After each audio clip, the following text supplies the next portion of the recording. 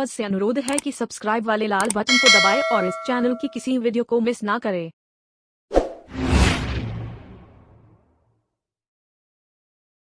हाँ, तो ये बात भीष्म भी जानते थे कि उनके भाई विचित्रवीर्य की शादी तीनों बहनों अंबा, अंबिका और अंबालिका से नहीं होगी।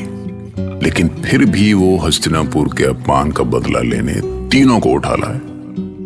बताओ, कोई तरीका है? ये सब स्वयंवर सभा में मौजूद राजाओं के सामने हुआ एकदम, लेकिन किसी की हिम्मत नहीं थी कि भीष्म को चुनौती दे सके। पर सबसे बड़ी बात यह थी कि अभिमान और शक्ति प्रदर्शन के इस खेल में न अंबा को मौका मिला कि वो अपने मन की बात बता सके और न भीष्म के पास उससे पूछने का समय था। इस महाभारत की अंबा अकेली नहीं है। आज भी सैकड़ों अंबा हैं जो हमारे झूठे स्वाभिमान की बलि चढ़ती हैं रोज, और मैं रोज देखता हूं, आज भी देखता हूं, और मैंने तब भी देखा था। मैं आकाश हूं।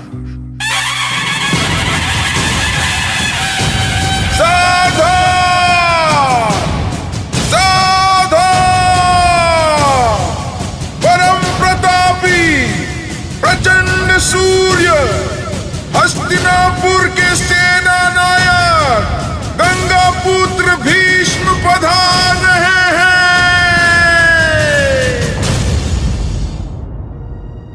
ये आपका आशीर्वाद ही है माते कि आज मेरा बल और पराक्रम हस्तिनापुर के काम आ रहा है।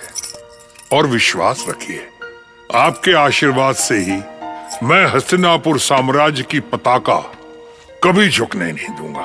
महाराज, कहो दासी, क्या चाहती हो? देवी अंबा विवाह मंडप में जाने से इनकार कर रही हैं। क्या?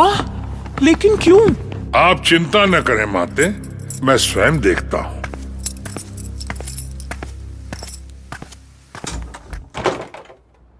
क्या हुआ अंबा, तुमने विवाह मंडप में जाने से इनकार क्यों कर दिया? क्षमा करें महाबली, ये विवाह नहीं हो सकता। पर ऐसा कठोर निर्णय क्यों? महान कुरुवंश की वधू बनना क्या तुम्हारे लिए सम्मान की बात नहीं है? कुरुवंश की वधू बनना मेरे लिए सम्मान की बात हो सकती थी गंगा पुत्र, पर मैं उस विवाह को कभी स्वीकार नहीं कर सकती जो मेरी इच्छा के अनुसार ना हो। आपने मेरा हरण करके एक कन्या को उसका वर चुनने के अधिकार से वंचित किया है। मैंने तुम्हारी स्वतंत्रता नहीं छीनी अंबा। तुम मेरे भ्राता विचित्रवीर्य से विवाह करो या ना करो, ये तुम्हारी इच्छा है। मेरी इच्छा? क्या जब आप मुझे बलपूर्वक मेरे स्वयंवर सभा से उठा लाए थे तब आपको मेरी इच्छा का ध्यान था? नहीं, आप अपनी शक्ति के अहंकार में सब कुछ भूल गए थे। आप भूल गए कि एक कन्या की अपनी पसंद भी हो सकती है। एक कन्या के मन में भी उसके भविष्य का सपना हो सकता है। ये भूल गए आप। किस सपने की बात कर रही हो अंबा? मैं समझा नहीं। मैं सौभराज शाल्व से प्रेम करती हूँ और मन से उन्हें अपना पति मान चुकी हूँ। हे ईश्वर, इतनी बड़ी बात तुमने मुझे बताई क्यों नहीं? क्या आपके पास सुनने का समय था महाबली? जब अपने भ्राता के विवाह के लिए आप अपने पैरों तले काशी का मान रौंद रहे थे, क्या तब आपको आभास भी था कि आपके पैरों के तले एक स्त्री का स्वाभिमान कुचला जा रहा है? अम्बा! सच हमेशा कठोर होता है गंगा पुत्र। ये संसार आपको महात्यागी समझता है, पर मेरे लिए कौन सा त्याग किया आपने? आपने अपनी शक्ति के अहंकार में चूर होकर हम तीनों बहनों का हरण किया, बिना परिणाम को सोचे। आपने एक बार भी नहीं सोचा कि हमारा हरण हो जाने के बाद हम तीनों को हमारा कुल और समाज स्वीकार भी करेगा या नहीं। मेरी दो बहनों अंबिका और अंबालिका को तो महाराज विचित्रवीर्य ने अपना लिया, पर यदि मेरे और महाराज शाल्व के संबंधों को जानकर विचित्रवीर्य ने मुझे ठुकरा दिया तो मैं कहां जाऊंगी? किससे कहूंगी कि न्याय की महामूर्ति भीष्म ने मेरे साथ अन्याय किया है? तो ठीक है अम्बा, जाओ, मैं तुम्हें मुक्त करता हूं। तुम जहां भी जाना चाहती हो जा सकती हो। हरण का कलंक लग जाने के बाद यदि अब महाराज शाल्व ने मुझे स्वीकार नहीं किया तो? यदि वे तुमसे सचमुच प्रेम करते हैं तो तुम्हें अवश्य स्वीकार करेंगे।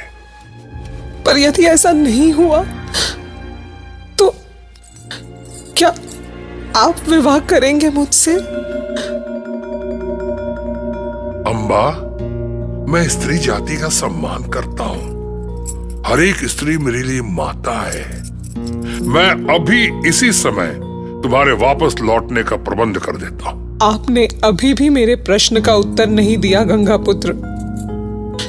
यदि महाराज शाल्व ने भी मुझे अपनाने से इनकार कर दिया तो क्या? बस करो अम्बा, बस करो। जाओ, तुम्हारे साथ न्याय होगा।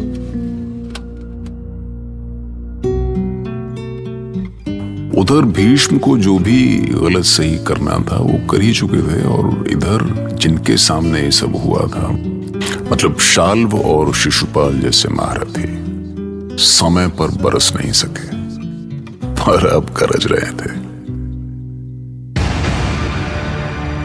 मित्र शाल्व, मैं चेदी नरेश शिशुपाल आज ये प्रण करता हूं कि जिस भीष्म ने तुम्हें भरी सभा में अपमानित किया है, मैं उसे जीवित नहीं छोड़ूंगा। तुम्हारा अपमान शिशुपाल का अपमान है। मैं खून का घूंट पीकर रह गया शिशुपाल। यदि काशीराज की स्वयंवर सभा में तुम होते तो मैं कभी अपमानित नहीं होता। काशी नरेश के सारे अतिथि कायर निकले। वो दुस्साहसी काशीराज की बेटियों को उठाकर ले गया और सभी डरे सहमे देखते रहे। मैंने उसे चुनौती दी पर मैं अकेला पड़ गया मित्र। जब तक शिशुपाल जीवित है तब तक सौब नरेश कभी अकेला नहीं पड़ सकता। तुम सही कहते हो।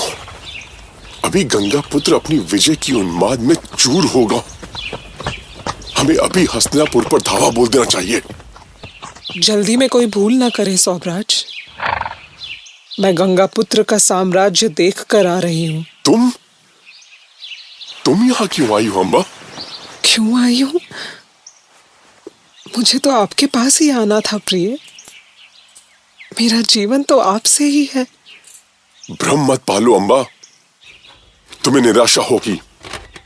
अब तुम मेरी नहीं हो, दुस्साहसी भीष्म की झूठन हो तुम।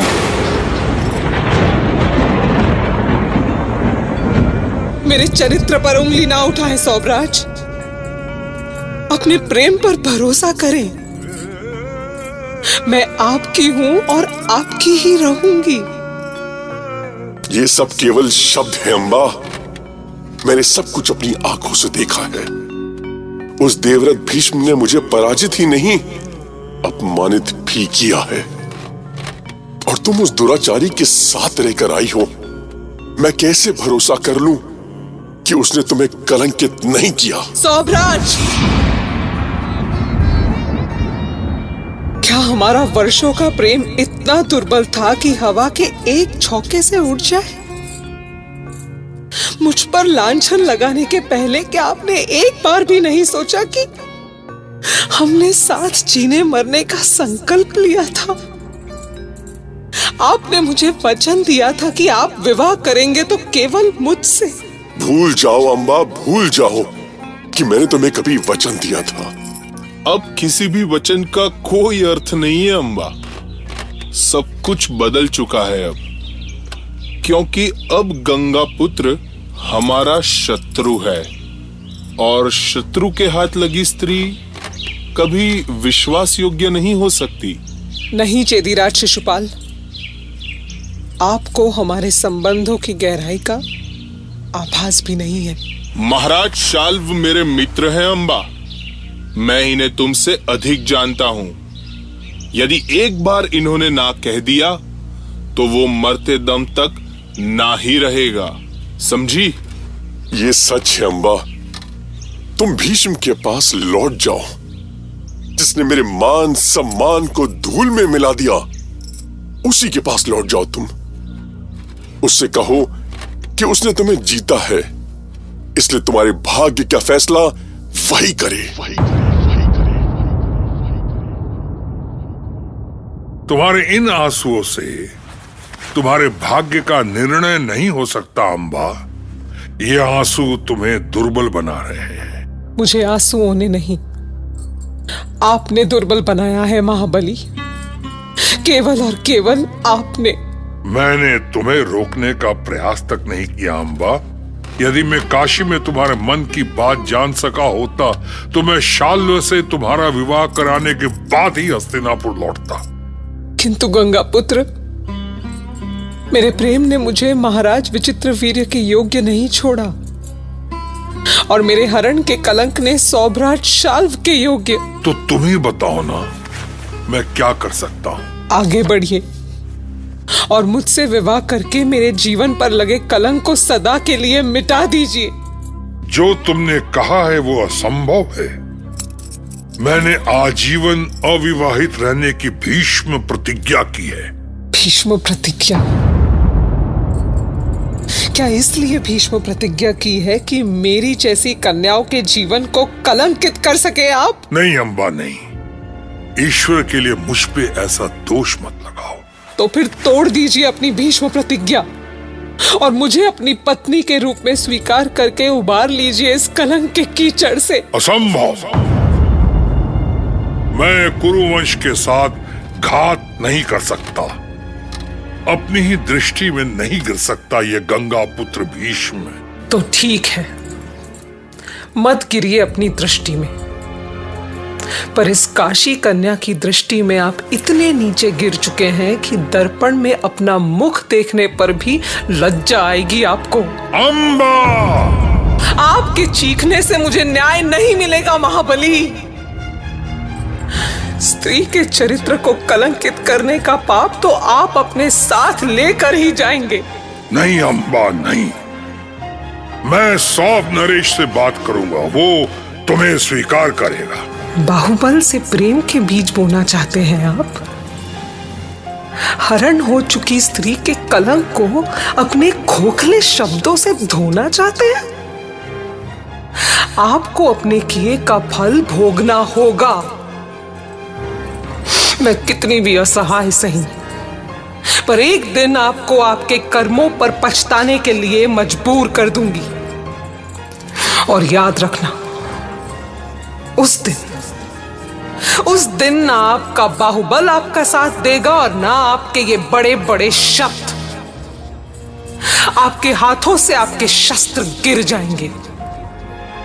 मेरा अपमान असंख्य तीर बनकर आपकी छाती पर धसेंगे और किसी बेबस पशु की तरह धरती पर गिरेंगे आप। और उस दिन ना आपका त्याग आपका साथ देगा और ना आपका बाहुबल। जिस पीड़ा में ये अम्बा आज तड़प रही है, वो पीड़ा उस दिन आप अनुभव करेंगे गंगा पुत्र। आप अनुभव करेंगे वो पीड़ा।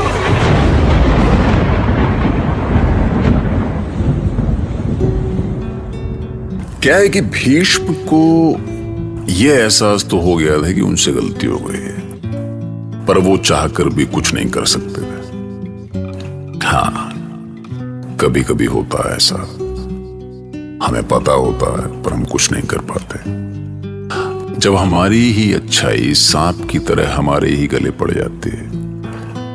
अम्बा भी भीष्म के गले ऐसे ही पड़ गई थी और आखिर में उसी ने उसको डसा भी।